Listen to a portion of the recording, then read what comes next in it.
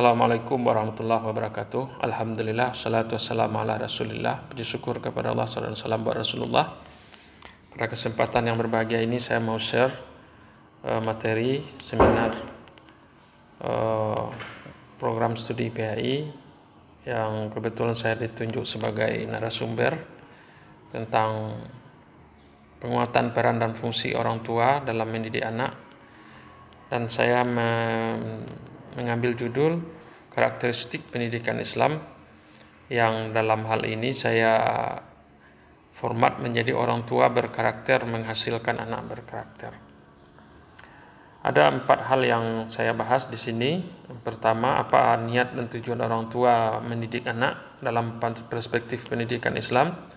Yang kedua, apa materi yang harus diajarkan kepada anak. Kemudian bagaimana persepsi orang tua tentang anak. Yang ketiga, melalui apa orang tua mendidik anak.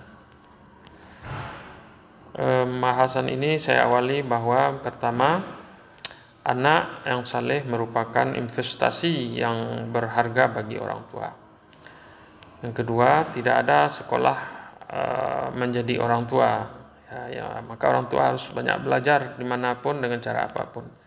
Yang ketiga, orang tua harus memiliki visi etika dan teknik yang cukup jelas, memadai dalam mendidik anak. Jadi harus punya pengetahuan tentang, kalau dalam ilmu pendidikan namanya harus punya kompetensi pedagogi. Walaupun tidak sehebat guru di sekolah, tapi orang tua juga harus mengetahui dasar-dasar metodologi dalam mengajar anak, tujuan mendidik anak dan sebagainya. Yang ketiga, suasana pandemi, orang tua dihadapkan pada peran yang fungsi yang cukup berat dalam pendidikan anak. Kerja di rumah, belajar di rumah, beribadah di rumah. Kemarin ini, walaupun sekarang sudah agak sedikit terbuka untuk sholat ke masjid, tapi sebagian masjid masih was-was terhadap orang yang datang dari luar komplek atau di luar lingkungan masjid. Nah, ini pendahuluan dari pengantar. Jadi tujuannya nanti dengan membahas ini, Bapak Ibu akan mengerti bagaimana strategi dalam mendidik anak yang berkarakter. Saya mulai dari yang pertama dulu sebelum masuk ke apa ayat-ayat yang memotivasi anak dalam orang tua dalam mendidik anak. Surat At-Tahrim ayat 6. Ya ayyuhalladzina amanu qu anfusakum wa ahlikum nar. Hai orang-orang yang beriman, peliharalah dirimu dan keluargamu dari api neraka. Ayat qu anfusakum itu oleh Ali bin Abi Thalib diartikan dengan ajar mereka dengan ilmu dan didiklah mereka. Jadi ada transfer pengetahuan, kemudian ada internalisasi nilai-nilai. Ada hadis sahih dari Nabi yang menegaskan setiap kullukum ra'in wa kullukum mas'ulun an ra'iyati. Setiap kamu adalah pemimpin. Nah, ini menunjukkan bahwa orang tua itu bertanggung jawab kepada anaknya.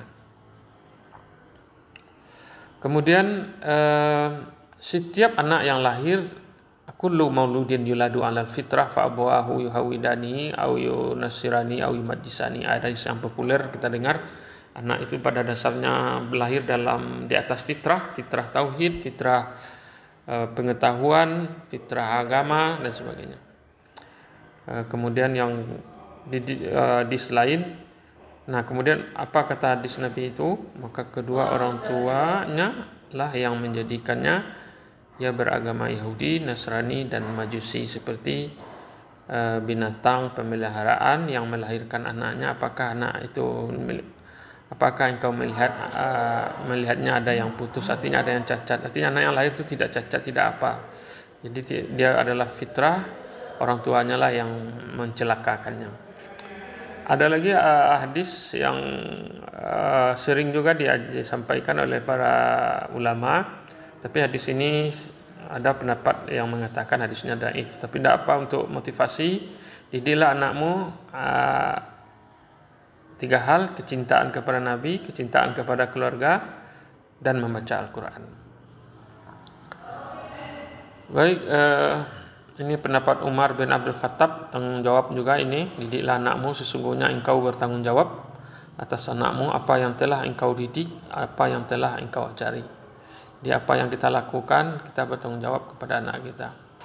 Kan Ibnu Qayyim Al-Jauzi juga mengatakan sesungguhnya Allah akan bertanya kepada seseorang ayah tentang anaknya sebelum Allah bertanya kepada si anak tentang ayahnya. Demikian pula seorang anak punya hak atas ayahnya. Ada hak dan kewajiban. Orang tua bertanggung jawab, anak juga orang tua juga punya hak dan kewajiban. Nah, ini yang perlu dipahami sebagai orang tua. Nah, kita masuk kepada 4 poin yang perlu saya jelaskan di sini. Apa tujuan pendidikan, apa niat dan tujuan yang ingin dicapai oleh orang tua dalam mendidik anaknya, terkhusus anak muslim, artinya orang tua yang muslim. Kenapa saya pakai muslim? Ini menunjukkan ciri dan karakteristik visi kita dalam mendidik anak di rumah tangga itu akan berbeda dengan orang-orang non muslim. Nah, biasanya dalam Al-Quran banyak ayat yang bicara tentang permohonan para nabi dan rasul seperti Rabbi habli minas salihin, ya Allah beri kami anak yang saleh. Saya kira inilah visi kita dalam mendidik anak. Semoga anak saya menjadi anak yang saleh. Orang tua bercita-cita menjadikan anak yang saleh. Anak yang saleh itu apa? Ya anak yang selamat, selaras, itu yang kita katakan tadi.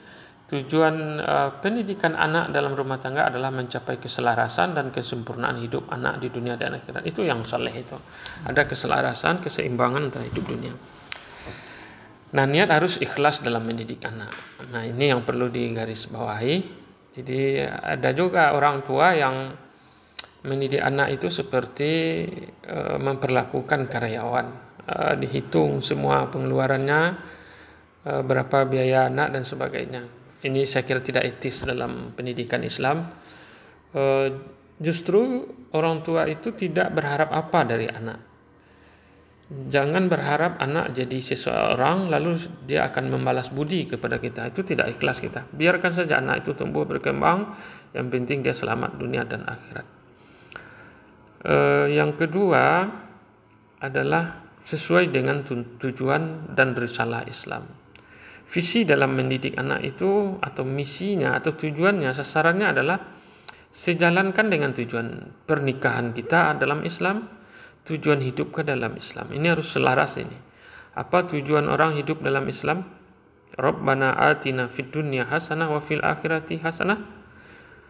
Ya Tuhan kami, beri kami kebahagiaan hidup di dunia dan di akhirat. Nah, ini visi kita. Ini bukan hanya akhirat saja, jangan hanya dunia saja, tapi harus ada keselarasan.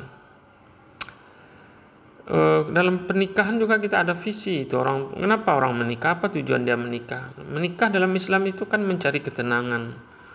Wa ja'ala bainakum mawaddah wa rahmah, menjadikan ketenangan, ketentraman, kecintaan, kasih sayang. Nah, ini visi bagaimana anak itu, visi kita lahir dia nanti menjadi orang yang tenang, tentram, hidupnya dunia dan akhirat. Itu maksudnya visi dalam mendidik anak itu harus sesuai dengan tuntunan Islam. Jadi mulai hari ini boleh anak kita menjadi apa saja yang dicita-citakan di sekolah, jadi guru, jadi dokter, jadi apa. Tapi harus dibuat karakteristik, buat ciri khas. Jadi dokter apa? Dokter yang bermanfaat untuk orang lain. Ini yang dicita-citakan anak. Jangan hanya jadi dokter. Kalau sudah jadi dokter lalu dapat uang, selesai. Tidak. Apakah jadi dokternya nanti bermanfaat kepada orang lain atau tidak? Ini harus kita visikan dari sekarang. Saya ingin anak saya mau jadi apapun tapi dia memiliki. Ini yang saya maksud dengan keselarasan tadi. Jadi tidak kesempurnaan tadi di situ letaknya, keselarasan kebutuhan dunia dan kebutuhan akhirat, seimbang kebutuhan fisiknya. Dari kecil fisiknya harus diterpa dengan latihan-latihan, makanan yang bergizi, ilmu tentang kesehatan. Psikis juga harus seimbang itu, fisik dan psikisnya harus seimbang, senangkan hatinya, gembirakan dia, kemudian sosial dan spiritual dia harus seimbang. Kemudian yang terakhir adalah relevansi kebutuhan jangka pendek.